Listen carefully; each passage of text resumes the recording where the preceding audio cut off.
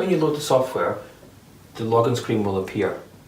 You can enter the PIN number for any user on the system. So for example, I'm going to log in as an admin user right now, and this will give me full access to the system.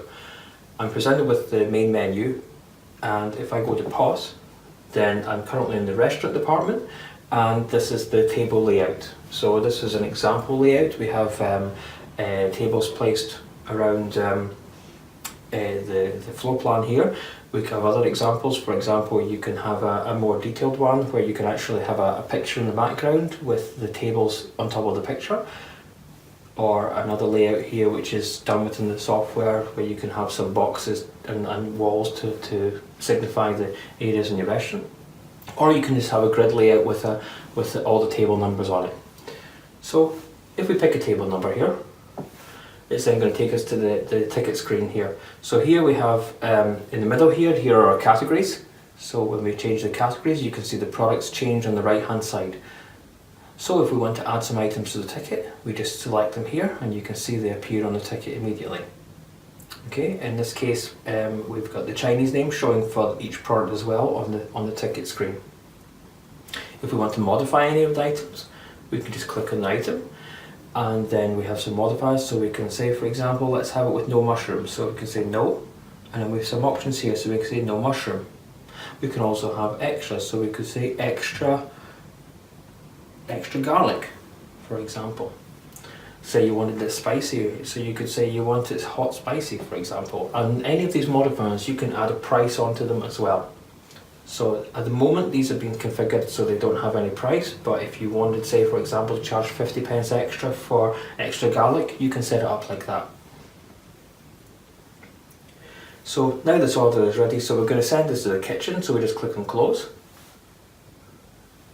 And you can see now the table has changed to yellow to show that that table is now occupied, and we have a kitchen receipt here which has been printed.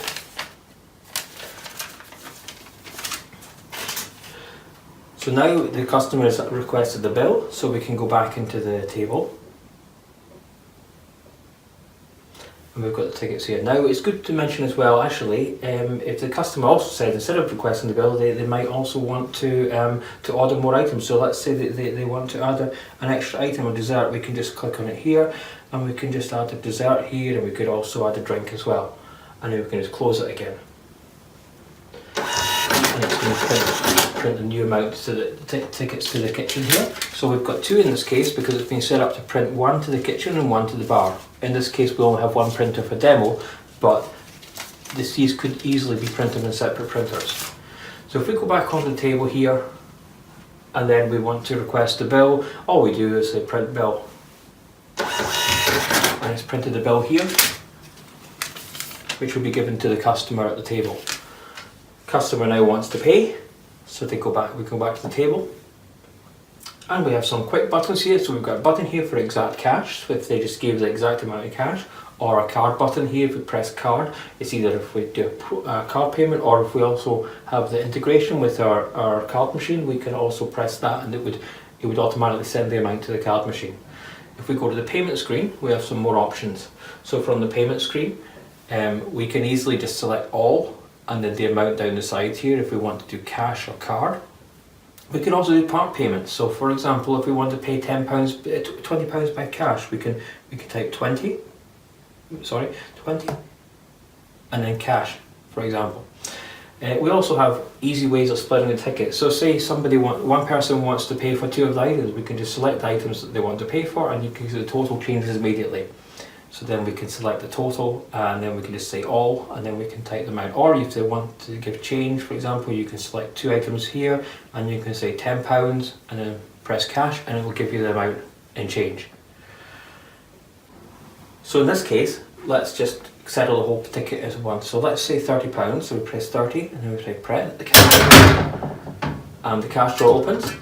And then it's asking us, do we want to print a receipt? This is a receipt for the customer after they've paid. So we can just say yes in this case.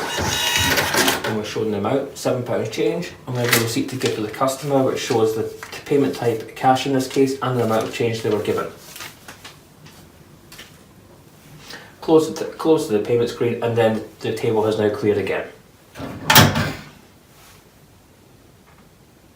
We can also take an order for a table very quickly as well. If the customer pays immediately, for example, we can just go straight into the table here. We can add some items onto the table, on the ticket, and then we can just immediately go to the payment screen. We don't need to send it to the kitchen first. Let's say this the customer, they want to split by these two items here. We can select the two items here, and then they're going to give £10 cash for that. And the cash drawer opens, shows the amount £4.50 for that sale. And if we press the X here, then we're back here, we've got £11.60 remaining. So I'm just going to settle that by card. So if I select this all and then card, it just confirms, do I want to pay by card? I say yes. And then again, we're asked if we want a receipt. Say yes. The cash drawer doesn't open because it's a card transaction. And then here we've got our kitchen receipt in Chinese and English, and also our customer's payment receipt. So I'll just show you some of the other options as well. So if we were to select a table here, let's say we have some other split options as well. So if we go to the payment screen as well, we've got other ways we can split a ticket. So say you want to split by 3 people, so we can just press 3 and then 1 over n, and it will split the bill into 3 individual equal amounts. You can also specifically say, okay, one person wants to pay £3, another person wants to pay £4.10. So we can just say 3 and press split, and then it will change total to 3, and then we can settle it for that person first. You can also do discounting in a very, very easy way. So you've got percentage and a value amount. So let's say we want to do a 10% discount, we just type in 10. And then we press discount percent, and you can see discount is applied. If we want to change the amount, we could say we want to do 5% instead. We can press 5 and then press the percentage. It replaces 10% with 5%. If we want to remove the discount, we just press the discount button without typing any amount. The same goes for the pound. So if I want to do a £2 discount, I can just press 2 and press discount pound, and it takes £2 off. And if I press it again, it's going to remove it. In this case, I'll just settle this straight through, so I'll just say cash, and I don't want the receipt in this case, so in this case I'll just put my kitchen receipt for the kitchen. Another option for which is very popular for restaurants, is to be able to select the courses for the kitchen. So for example, if we select this table here, if we add some items here now, if we add some soup here, you'll see these are coming up as a red colour, and they have a starter. So if we select some other items here, you'll see these came up as a main course. So these are automatically being grouped for the course type.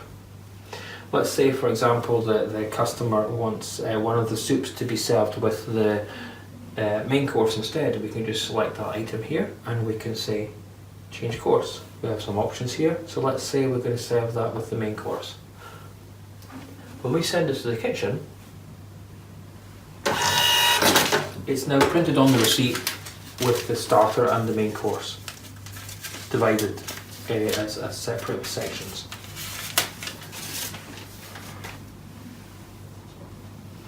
We also have the feature to send a message to the kitchen, so we can just select table 8 for example here, and we can just press kitchen message, and we can send a message to the kitchen.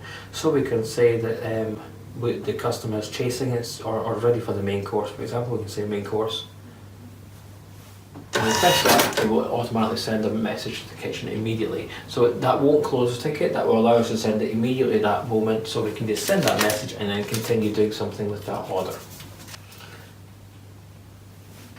We're also able to discount items individually instead of on the whole ticket. So we could select an item here and we can press discount, and we have some options here with preset percentages and also a button for other percent or other amount. So let's give this item a 10% discount, and we can see this item is now discounted by 10%. Now for takeaway orders, we also have these departments along the bottom of the screen. So here we are in the restaurant department at the moment, but we've also got a takeaway department and delivery collection department. So takeaway is for a walk-in customer who's just going to pay immediately, and it's going to send to the kitchen. So if we touch takeaway here, we're taken straight to the ticket screen on the POS, and then we can just place our order. So we just add some items to the ticket,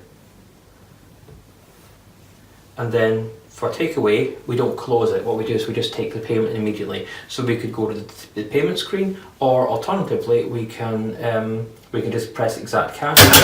exact cash, we'll just take the amount there and we press print receipt, and it's going to print the receipt for the kitchen and the receipt for the customer.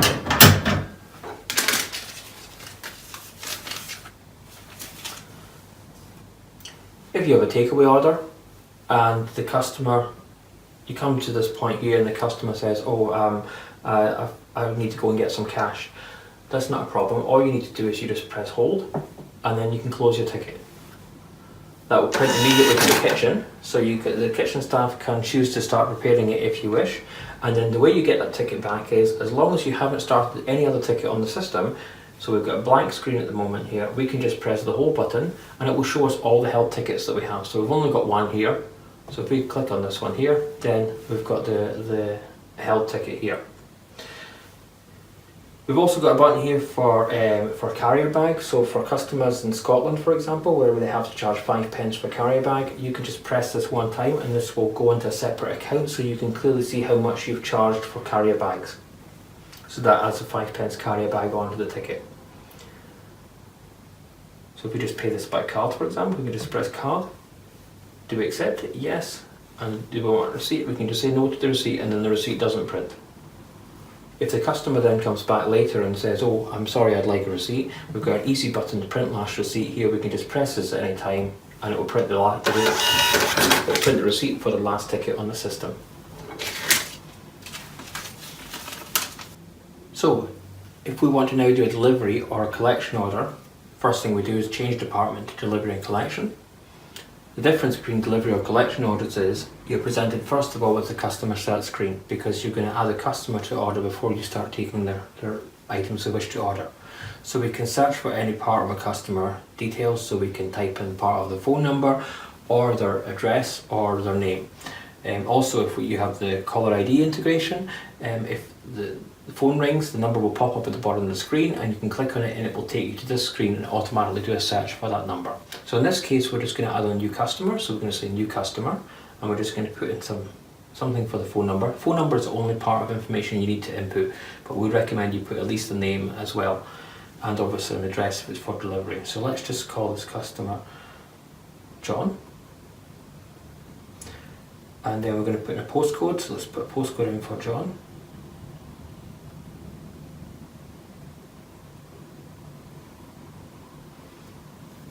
And then it's going to, when you put the postcode in, it's going to bring up the street and the town. So we only need to then put the house number in. So let's just put in the house number.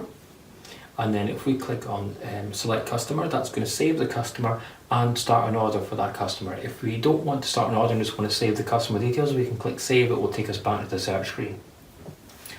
Select customer, then we can select either delivery or collection. So let's say this one's for delivery. And you can see at the top of the screen here, it's also telling us the real-time distance to the location from our premises. So in this case, it's telling us it's 1.1 miles away and it's going to take 6 minutes to drive there based on current traffic conditions. This is live data coming from Google Maps. So if we want, we can also see a map, so we can click on display map.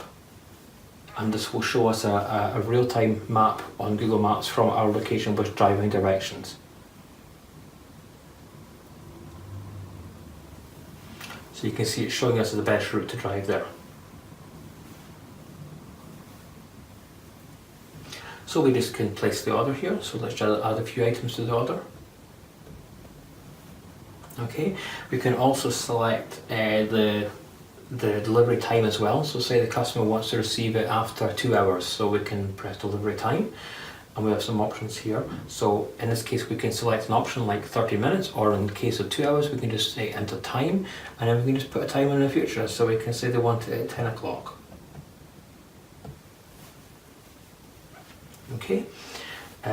We can also add delivery charge. So at the moment, we've got the default delivery charge set as £1.50, but let's say because of the location, we're going to give this delivery charge on this order for £2. So we can just press 2, and then delivery charge.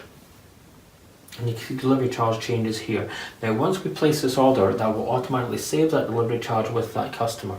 So next time that customer orders, they will automatically be given the £2 delivery charge. So in this case, the customer is going to pay cash on delivery. So we can just close the ticket and that's going to send it to the kitchen. Okay, so we've got a delivery ticket here. printed out for the kitchen with the Chinese and English. Now if we go to delivery tickets at the top of the screen here, you can see our order here is waiting. It shows the customer's details, it shows how long since the order's been added on the system, and it's showing that it's not being paid currently. So the next step would be, after the kitchen has prepared that ticket, you're going to then send that out with the driver. So we have an option here where you can assign a driver to the ticket, and we've got two drivers. We've just named driver 1 and driver 2. So the first, what you would do is you would select this order here, and you can select more than one, and let's assign it to driver 1. So we can say assign the driver 1, and then it puts it into delivering part on the screen here. And then the driver's going to go out, and you would probably have more in this case, and you can multiple select them as well, but in this case we've just got the one here. So the driver has now come back, and he's got the cash for it. So what we can do is we can click on the item here, and we can say cash, and it's just going to ask, do we want a receipt? We can just say no, and you can see that this one has now changed to paid, but it's still sitting here because we just need to confirm that it's been delivered. So what we do is we just touch it here, and we just touch delivered, and that marks it as delivered and removes it from the screen. For a collection order, it works in a similar way. So if we go to customer search, we can type in part of the customer's name. So we can type in John. We've got a few Johns in here, so we'll pick the one we added here at the bottom, and we can select customer, and we'll say collection in this case. Works exactly the same way as delivery. So we can add some items to the ticket. If we want, we can add a time as well for the collection, so we can say it's going to be picked up in 25 minutes. And then we can just close it as well, and then it will go on to the collection ticket. So again, we've got the ticket printed for the kitchen, and we can see here we've got collection tickets at the top of the screen. If we go there, similar like the delivery screen, we've now got a similar two parts on the screen. One is for preparing orders and one is ready orders. So we can see this order here is currently being prepared in the kitchen. So when that's now ready to be collected, we can just click on it here, and we can say ready, and then it puts it into the ready side.